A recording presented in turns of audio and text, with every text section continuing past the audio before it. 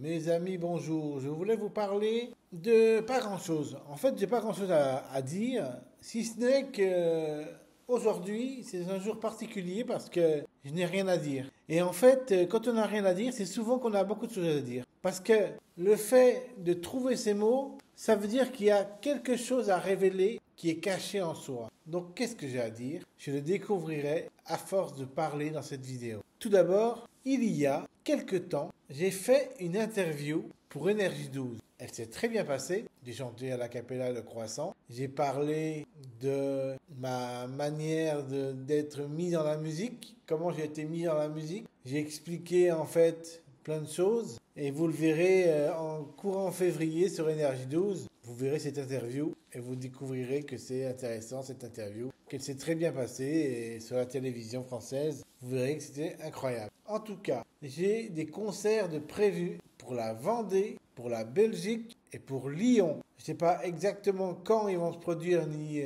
quelle adresse précise, mais je sais déjà que ça va durer environ 15 minutes pour la Belgique, 15 minutes pour Lyon à Japan Expo et je crois 10 minutes pour quoi déjà? 10 minutes pour la Vendée. Voilà.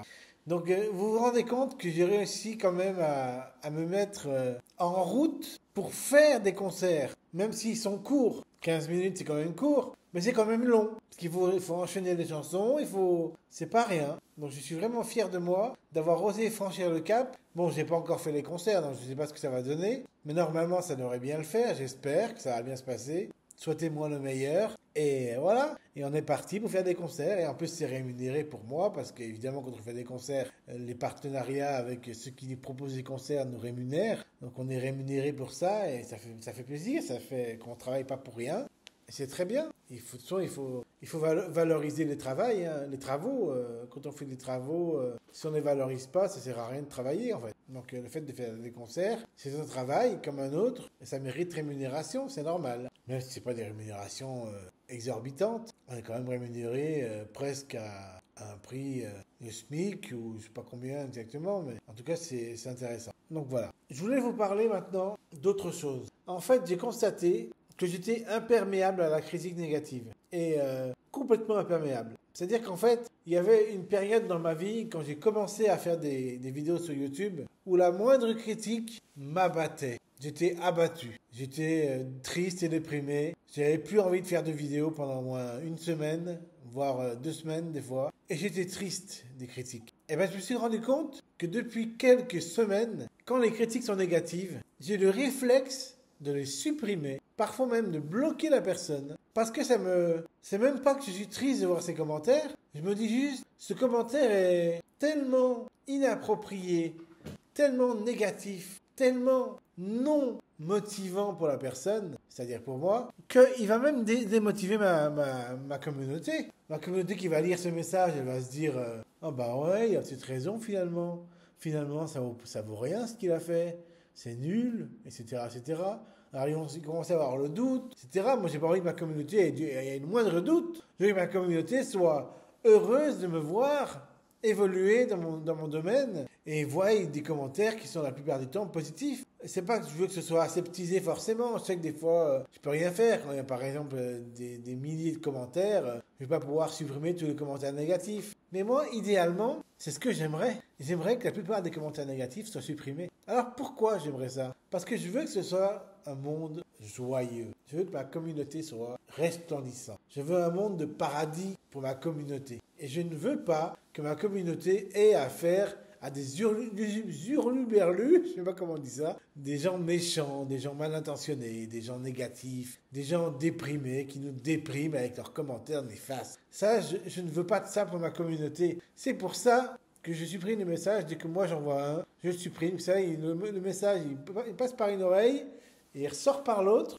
Je le supprime, il passe par mon œil gauche, il ressort par mon œil droit. Et le commentaire est viré. Et il ne sert plus à rien. C'est pas que j'aime pas être critiqué. C'est juste que je trouve que ça n'a pas d'intérêt. Parce que quand quelqu'un, par exemple, imaginons que moi je vois une vidéo de quelqu'un qui chante, qui fait une chanson, par exemple, je sais pas, qui a composé une chanson, et que dans ma tête je me dis, ouais, c'est un peu cucu sa chanson. bah, je veux pas commenter la vidéo en disant ta chanson elle est vraiment cucu, hein, elle est nulle. Hein.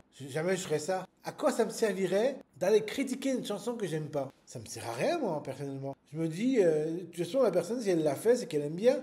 Elle aime bien être cucu en fait, elle adore ça et ça la concerne. C'est son rapport à sa création. Ça la concerne. Elle aime avoir fait cette chanson. Donc, moi, mon avis personnel, il n'a pas à entacher sa personnalité qui est de faire des chansons cucu. Si elle aime faire ça, elle aime faire ça. Et peut-être que de son point de vue, c'est pas cucu. Peut-être que de son point de vue, c'est important, c'est valorisant, c'est essentiel. Donc, j'ai rien à prétendre de vouloir critiquer quelqu'un. Donc, moi, je le fais jamais. Je critique jamais des gens. Voire même des fois, quand j'ai envie de critiquer négativement quelqu'un, je me dis, je remue ma langue dans ma bouche, je me dis plusieurs fois, je me dis qu'est-ce que je vais pouvoir lui dire de positif. Et je commente la vidéo en disant, bah votre vidéo, je la trouve bien, c'est intéressant, continuez comme ça, c'est très bien. Mais la plupart du temps, je commente pas les vidéos. Parce que je m'abstiens de faire des commentaires qui pourraient éventuellement nuire à la personne, qui pourraient déprimer ou attrister quelqu'un. J'ai pas envie de faire des vidéos. Mais les rares fois que je fais des commentaires, moi, quand j'en fais, c'est des commentaires élogieux, positifs, qui mettent en avant les gens, qui sont courtois et qui donnent envie d'avancer. Parce que je trouve que c'est ça qui est important dans la vie. C'est de donner envie aux gens d'avancer, d'avancer quoi, de se motiver, de continuer leur chemin, de voir ce qu'il y a de plus positif en eux pour continuer à éveiller les consciences, à faire quelque chose de valorisant pour la société et pour eux-mêmes. Donc la critique constructive, positive, motivante, c'est ça qu'il faut faire, mes amis. Il faut pas être négatif. Et si vous vous sentez négatif, au moment de commenter quelque chose, abstenez-vous de commenter. C'est ça le conseil que je peux vous donner. Abstenez-vous de commenter quand vous vous sentez négatif, sombre, déprimé, obscur.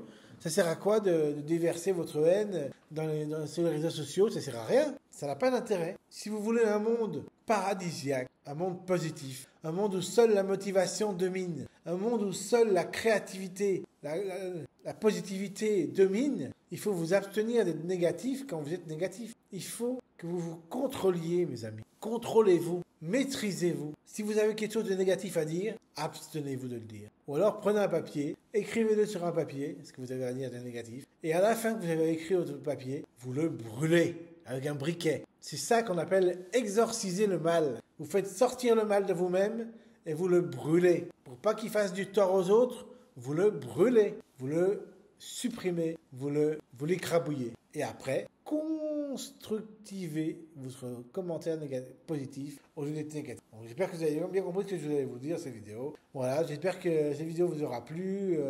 Je voulais aussi vous parler de schizophrénie et de bipolarité. Je sais pas si j'ai le temps de vous en parler, mais je voulais juste vous dire que je suis loin des hôpitaux psychiatriques.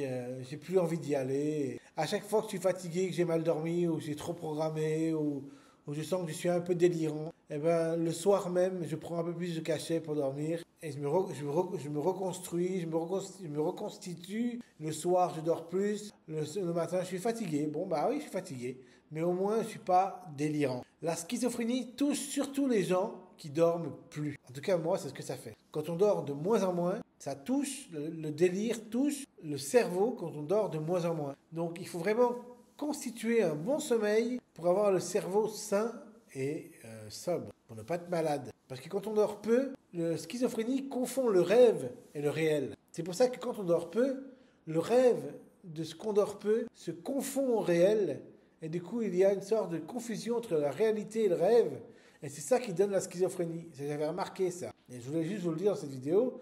Si vous êtes schizophrène comme moi, bipolaire, et quand vous ne prenez pas vos cachets, et même quand vous les prenez, vous avez l'impression d'avoir des fragilités émotionnelles et mentales, eh bien dites-vous que quand vous ne dormez pas, ça fragilise davantage vos émotions, votre psyché, et donc vous êtes sujet à des crises mystiques et des délires. Donc surtout, ne vous faites pas avoir par votre manque de sommeil. Redormez davantage, utilisez vos cachets pour dormir davantage, si vous en avez pour dormir. Si vous n'en avez pas, demandez à votre médecin des cachets pour dormir, comme le Loxapac que j'utilise, c'est un super cachet pour dormir. Peut-être autre chose, peut-être d'autres cachets, je ne connais pas d'autres cachets, je connais que Loxapac. En tout cas, ça marche très bien sur moi. Voilà mes amis, sur ce je vous laisse, bye, et j'espère que cette vidéo vous aura plu. Je vous ai parlé un peu de schizophrénie, je vous ai parlé un peu des interviews, je vous ai parlé un peu des concerts, je vous ai parlé un peu des critiques négatives et des positives. Bye.